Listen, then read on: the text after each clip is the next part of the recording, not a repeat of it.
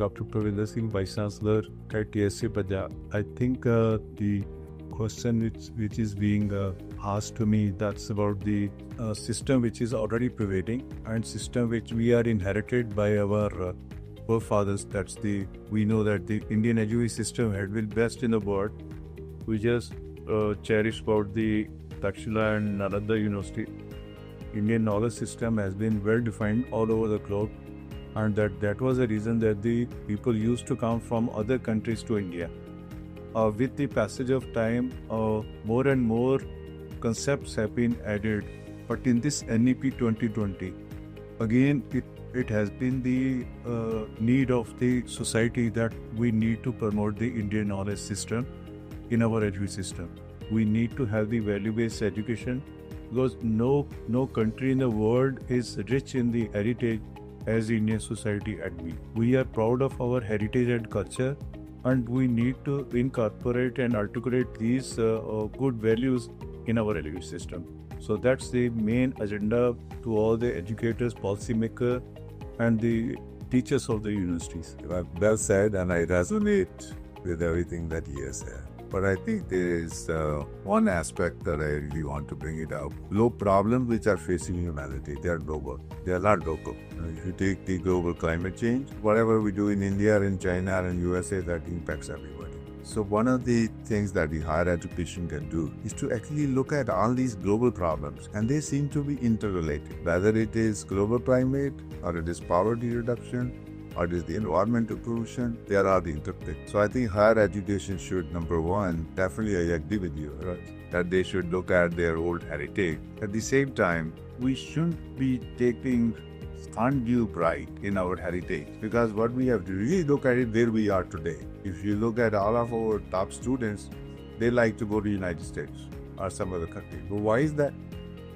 So I think, we have to be cognizant and be modest about our heritage, but take some good aspects of that and then say, how can we apply them to the modern day problem? So the role of higher education, consistent with the values that we have. At the same time, be very cognizant that there are many other universities, many other countries who have a much better higher education system. They promote critical thinking, which sometimes, if you look at our old systematic system, it was rote-based. So I think we have to change from there to a critical thinking role. And I think if we combine that, the old heritage value, with definitely the problems which are facing humanity and solve that, our education would have served its purpose. To that end, they need to promote critical thinking. That's very important. So I'll take that. I'll tell you, I spent, after my studies at Cornell, 15 years in Bell Labs. And that was the time when it was the most premier laboratory in the world. So imagine we produce 11 Nobel Prize winners, just one industry there. In the whole country, we have produced 11. So when you talk about the innovation, I think we have to start focusing on what I call is black swan innovation. High risk, high reward. So how can we sort of invent or innovate the next transistor, the next internet, the next laser? To that end, we need to focus on our students. Hey, whatever crazy idea you have, just come it up. We'll promote it. And maybe out of 10 ideas, 2 will succeed. If they succeed, we'll say, okay, we was boring you, right? So that's the innovation that we need to. We don't even understand, to be honest, right? We don't even understand there is a linear innovation, incremental, there is a non-linear innovation, and then there is a black swan innovation. I think we need to promote black swan innovation, high risk, high reward. And we don't have that culture. We have a culture of face saving. If we have a failure, we don't want to share it, right? With my PhD students, they have to write at the end, in the appendix, what didn't work. So celebrating failure is not it is very important. If you want to innovate, there's only one slide. Celebrate failure. Second one is celebrate failure. Third one is celebrate failure. Because that's where we learn. I don't need structured hardship. We are talking about that. So I think the key is to celebrate failure, allow our kids to take risks, let them have knocks and hurdles, and let them learn how to get out of it. That's where the innovation will come. We need, it is surprisingly sad that 1.4 billion people or something like that, we haven't produced so many outside thinkers. Why not? We have lots of brains. There's no depth of brain. So what is it that holds us back? So I think the innovation has to be along the high risk, high reward. I think acknowledging what Sir has said, Edison was asked that you have failed 1,000 times before you could invent the bulb. We said, 999 times I learned that how to come up.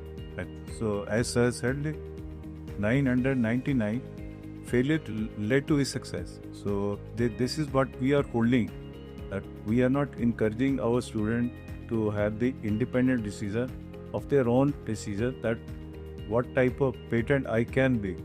I know nowadays India has started progressing toward the patent. Earlier this concept was not known. But amazingly, first year student, they are asking the teachers of the engineering technology and even other subjects that why not you add us. So this generation has started realizing that somewhere we need to be having the competition with a global student. So earlier this was not, even being as teacher, we were not taught how to go for the patent. You are just to complete the PhD and publish a good paper and try to have the period, etc. This generation, which is born in 21st century, their viewpoints are different. We need to nurture them. This should be the duty of every university, that they should be incubation sector. They should have their own idea. They should work on their own. And if not the university, the time has come, the industry should support us. Yesterday, I was having a discussion with Professor Biswasi from University of Cleveland. So he is a pioneer in the chip designing of the semiconductor. I asked, sir, can we have this type of unit in university? You are the first Vice Chancellor who asked me that why this is not designed in the lab. So see, that the person in the USA, like sir, they are ready to invent on the student. But university, they are not allowed them. University, they are not opening up the challenges. But so this is a right time, as I said, without waiting for whether failure or success. And innovation must take place. Without innovation, society will not progress, science, technology, ultimately it will collapse if this is not open. We are very happy when we are celebrating Japan as gifted to bullet train. So at the back end, it is not a respectable for us if somebody is gifting us a bullet train. Yeah. And still we are known as a developing country. We are not developed after 75 years of period. So our policy, education policy, which is a student-centric, this has come up after 37 years. Long way. We started our career. That means in my career of 38 years, there is no policy. So that's the strange. So if you see in the US system, I had been the student of the University of California, Santa Barbara.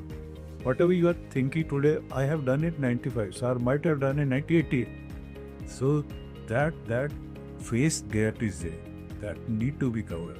We cannot afford to be lagging behind if we are to become a visual.